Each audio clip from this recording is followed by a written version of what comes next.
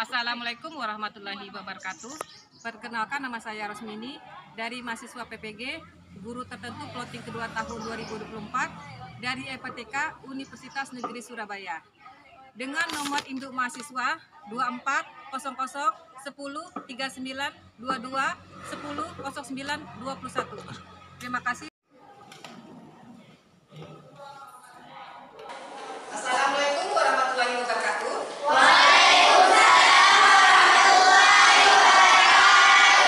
Selamat pagi anak-anak. Pagi. Apa kabar hari ini? Alhamdulillah, luar biasa. Allahu Akbar. Yes. 21. Iya.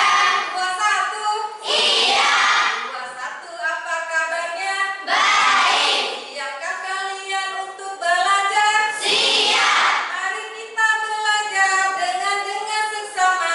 21 anak yang hebat. Yes. Ibu guru harapannya. Baik, alhamdulillah. Anak-anak, sebelum kita mulai pelajaran, sebaiknya kita berdoa dulu ya. Ketua kelas, tolong pimpin doanya, Nak. Sebelum kita memulai pelajaran, marilah kita berdoa terlebih dahulu. Berdoa dimulai.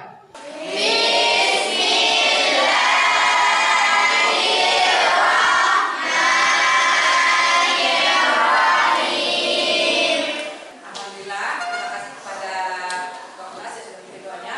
Mudah-mudahan hari ini kita mendapatkan berkah dan amal dari Allah Subhanahu wa Ta'ala untuk mulai pelajaran kita hari ini ya.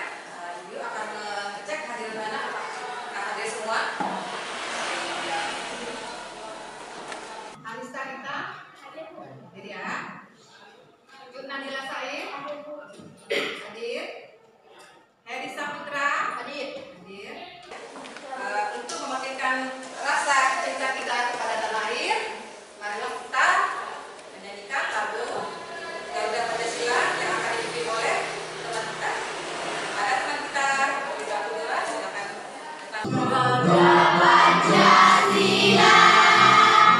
Masih ingat Kak materi kita yang lalu itu apa? Masih. Ayo siapa yang ingat? Ya udah tuh apa itu Nak? Interaksi sosial. Iya, interaksi sosial. Apa itu sosial? Apa itu sosial? Ada yang tahu? Ada yang ingat? Ketergantungan. Ketergantungan. Makhluk sosial adalah makhluk yang saling ketergantungan antara satu dengan yang lainnya. Ada tahu lagi? Apa itu interaksi? Interaksi adalah hubungan timbal balik antara individu maupun kelompok untuk menjalin hubungan pertemanan, diskusi, kerjasama yang diterapkan dalam kehidupan bermasyarakat. Iya, interaksi adalah hubungan timbal balik antara satu dengan yang lainnya. Jadi manusia saling berketergantungan karena kita tidak bisa hidup sendiri. Terima kasih kepada anak-anak yang sudah mengingat pelajaran kita kemarin. Tepuk tangan untuk kawan-kawan kita. Anak-anak coba perhatikan di layar.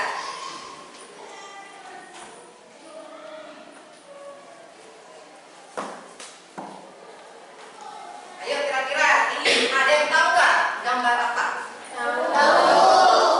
Gambar apa? Masjid raya. Taman. Letaknya di mana? Iya. Ada nggak yang pernah ke sana? Ada. Ayo siapa yang pernah ke sana? Tunjuk tangan. Oh iya, sini sana dulu. Ayo. Tujuan pembelajaran kita adalah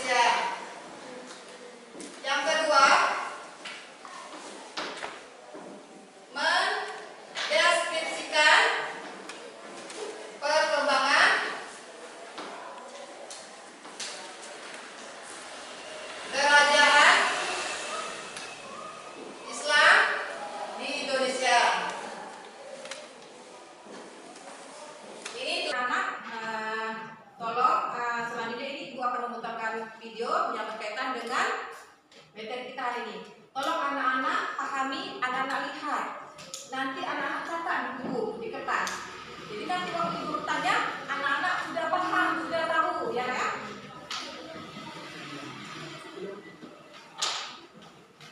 Kali ini UBS akan menampilkan tentang kerajaan-kerajaan Islam di Indonesia. Dan untuk mengawali perjumpaan kali ini, alangkah baiknya marilah kita berdoa terlebih dahulu. Bismillahirrahmanirrahim. Rabbi zidni ilma, agar Allah senantiasa memberikan keberkahan dan kemudahan ilmu yang mengingatkan juga jangan lupa klik tombol subscribe di bawah agar channel semakin berkembang. Ya teman-teman, ini ada judul kerajaan-kerajaan Islam di Indonesia. Ya, setelah sebelumnya kita mempelajari kerajaan Islam di luar Indonesia, ya dari Timur Tengah ke India, ke Iran dan seterusnya, kita sekarang masuk ke negara kita yaitu Indonesia.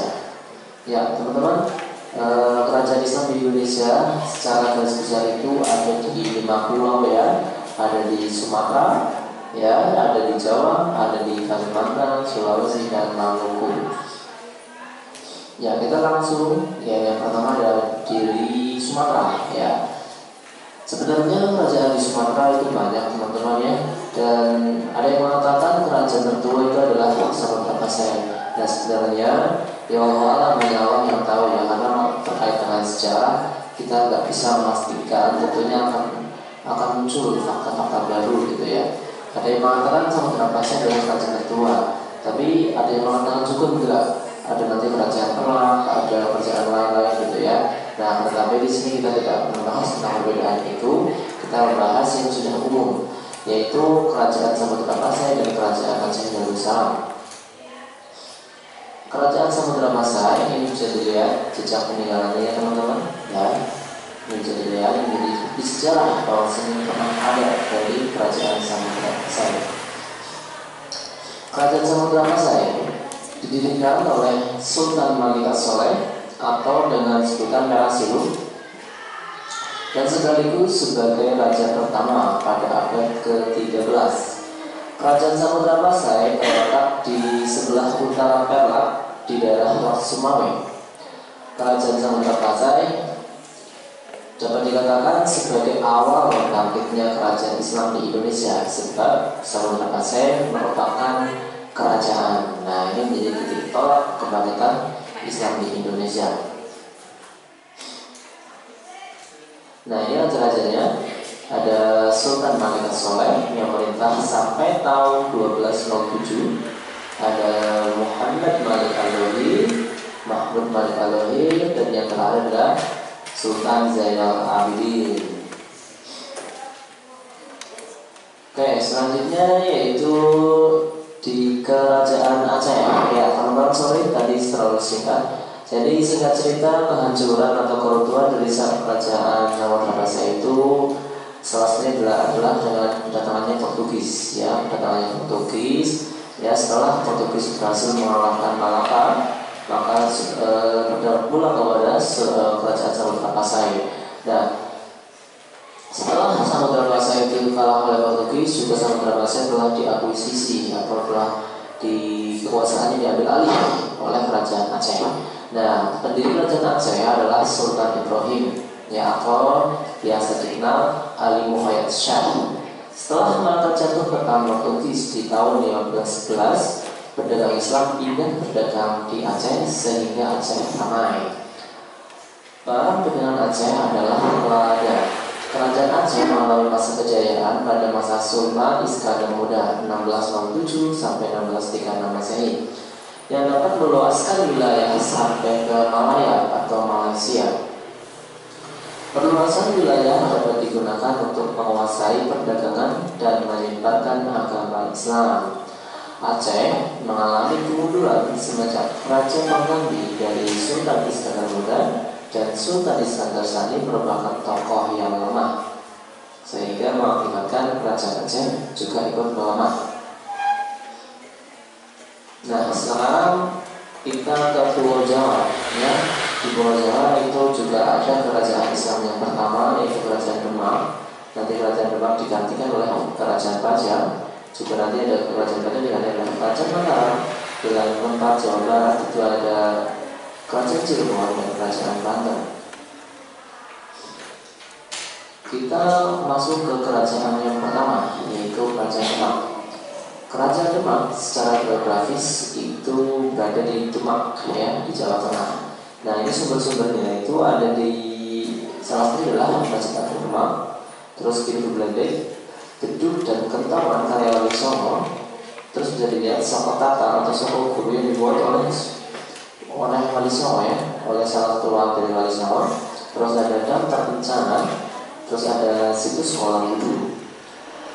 Terus kita melihat dari sistem politiknya, Kerajaan Demak berdiri kira-kira di tahun 1478 Masehi dan berada pada sebagai raja pertama dengan gelar Senopati Jibu Abdurrahman Panemahan, Palembang Sayyidin Panagtagama, dan Ki Wanapala sebagai patih dengan gelar Mangkurat. Selanjutnya, ya, raja-raja yang memerintah di kerajaan Demak yang pertama tadi adalah Panenpata dari tahun 1500 sampai 1518. Selanjutnya digantikan oleh Patius, Sultan Trenggono, Sunan Prawoto, ya. Nah, puncak kejayaan itu kerajaan Demak berkembang menjadi kerajaan besar di bawah kepemimpinan Panenpata. Negeri-negeri di pantai utara Jawa yang sudah menganut Islam mengakui kedaulatan Demak, bahkan kuasa meluas ke Sumbadana, Kalimantan Selatan, Palembang, dan Jambi. Selanjutnya, karena ada berbagai permasalahan, akhirnya kerajaan Demak lengser dan digantikan oleh kerajaan Pajang. Setelah berhasil mengalahkan Arya Penangsang, Adijaya memindahkan pusat kerajaan Demak ke Pajang. Jaka Tingkir setelah menjadi raja bergelar Sultan Hadiwijaya. Oleh Jaka Tingkir, kerajaan Demak dipindah ke Pajang dengan alasan: 1. Kerajaan Demak akibat perang saudara. 2. Mendekati daerah subur seperti Klaten, Surakarta. 3. Menjauhi musuh-musuh politiknya. 4. Mendekati asal usulnya yaitu Tingkir dan Pajang. Selanjutnya yang lain di Jawa yaitu Kerajaan Mataram. Kerajaan Mataram ini didirikan oleh Sutawijaya di tahun yang 1886 sampai 1901. Nah, setelah meninggal, Sutawijaya ini dimakamkan di Kota Gede, Yogyakarta. Pengganti Sutawijaya antara lain Mas Jola, Panembahan Sejong, Krapiak, Amangkurat I, Amangkurat II, Amangkurat III, Sunan Mas, Amangkurat IV, Pakubuwono. Nah, menurut perjanjian Chianti tahun 1755, Mataram pecah menjadi dua, yaitu Mataram Timur, Kasunan Surakarta di bawah pimpinan Pakubuwono III, yang satunya Mataram Barat atau Kesultanan Yogyakarta di bawah Mangkubumi yang bergelar Hamengkubuwono I. Akan tetapi selanjutnya oleh Belanda, kerajaan dipecah-pecah lagi seperti Kasunan Surakarta menjadi Kasunanan dan Mangkunegaran. Ini ada di selisih perjanjian Salatiga 1757. Selanjutnya Kasultanan Yogyakarta menjadi Kasultanan dan Pakualaman, dipecah-pecah oleh Belanda. Selanjutnya kita pindah ke Jawa Barat, yaitu ada Kerajaan Cirebon. Kerajaan Cirebon ini pendirinya adalah Sunan Gunung Jati, yang nantinya setelah Sunan Gunung Jati digantikan oleh Raja Fatahillah. Nah, sebelumnya sejarahnya itu ada namanya Pangeran Cakrabuana atau yang kami adalah Walang Sungsang. Walang Sungsang ini tampil sebagai Raja Cirebon pertama yang merintah dari Keraton Pakuwati. Pada tahun 1679, kedudukan Pangeran Walang Sungsang sebagai penguasa Cirebon kemudian diganti putra anaknya, yaitu Syarif Hidayatullah. Syarif Hidayatullah ini adalah anak dari pernikahan Nyai Rara Santang atau Syarif Al-Mutaim dengan Syarif Abdullah dari Mesir dengan sebutan Gunung Jati. Sunan Gunung Jati pada abad ke-16 membagi wilayah antara Sungai Ampel dan Sungai Cipunagara menjadi dua bagian dengan Sungai Citarum sebagai pembatasnya. Sebelah timur Sungai Citarum hingga Sungai Cipunagara masuk wilayah Sunan Cirebon, yang sekarang menjadi Kabupaten Karawang, Kabupaten Purwakarta, dan Subang. Selanjutnya kita masuk ke Kerajaan Banten. Kerajaan Banten secara geografis itu terletak di ujung Pulau Jawa, yaitu di daerah Banten atau Jawa Barat. Pendiri Kerajaan Banten ini adalah Hasanuddin. Hasanuddin ini merupakan anak dari putra dari Sunan Gunung Jati yang ketika dulu Sunan Gunung Jati menaklukkan daerah Banten, dan setelah itu diberikan kepada putranya Sultan Utamawan Hasanuddin yang mencapai kejayaan pada masa pemerintahan Sultan Agung Tirtayasa. Raja-raja yang memerintah kerajaan ini adalah Panembahan Yusuf, Maulana Muhammad, Abu Mufakir, dan Sultan Agung Tirtayasa. Selanjutnya, kehidupan ekonomi Kerajaan Banten tertumpu pada bidang perdagangan karena memiliki bahan ekspor penting, yaitu lada, sebagai daya tarik yang kuat bagi pedagang asing. Selanjutnya ke luar Jawa, yaitu ada di Pulau Maluku, ada di Pulau Sulawesi, ada di Pulau Kalimantan. Ya, yang pertama dari Kalimantan itu ada namanya Kerajaan Banjar. Ini terletak di Kalimantan Selatan. Pendirinya adalah Pangeran Samudra atau Sultan Suryansyah. Perdagangan sebagian dari ekonomi dengan dagangan berupa emas, manik-manik, dan kapur halus. Selanjutnya di Pulau Sulawesi itu ada Kerajaan Makassar. Ini yang terkenal adalah Sultan Hasanuddin, ya, Sultan Hasanuddin. Di Makassar ada beberapa kerajaan, yang adalah Kerajaan Goa, Kalo, Wajo, Bone, Sopeng, dan Luwu. Luasan wilayahnya ini dari Matos, Bulukumba, Mondar, Sulawesi Utara, Luwu, Kuta, Selayar, Sumbawa, dan sampai Lombok. Selain itu ada juga di Pulau Maluku, yaitu ada Kerajaan Ternate. Kerajaan Ternate ini didirikan oleh Kolano Basur, ya. Terus ada juga Sultan Zainal Abidin di tahun 1486 sampai di 1500 Masehi. Kekuasaan wilayah itu dari Maluku, Sulawesi Utara, Sulawesi Timur, dan Sulawesi Tengah, bagian sampai ke bagian Filipina Selatan.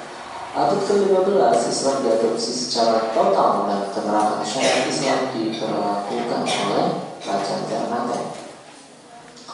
Selanjutnya, terselesai, alhamdulillah. Selesai kita belajar tentang kerajaan Islam di Indonesia. Terakhir, marilah kita berdoa. Bismillahirrahmanirrahim. Allahumma sholli ala Muhammad. Ya Allah, ampunilah orang-orang yang telah memperjuangkan agamamu, terutama di Indonesia ini. Melalui mereka kami dapat mengenal ini. Karena perjuangan mereka lah kami bertujuan mendapatkan kemuliaan darimu.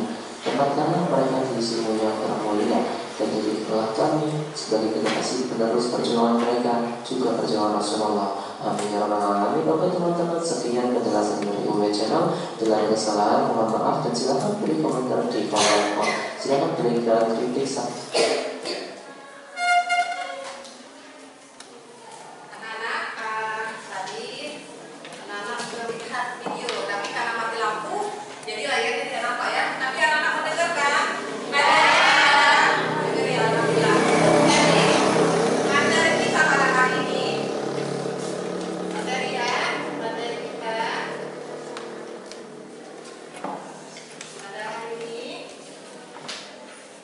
Perkembangan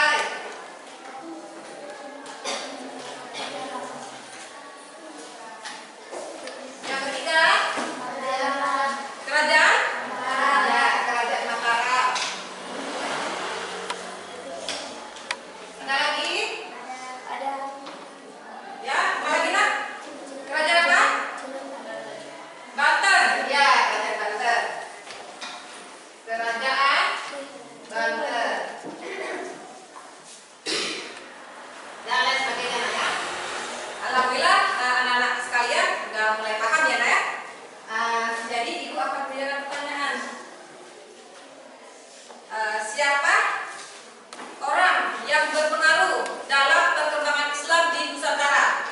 Ayo, siapa yang tahu? Ya, Wiatun, apa itu nak? Sunan Kalijaga. Beliau merupakan salah satu wali songo.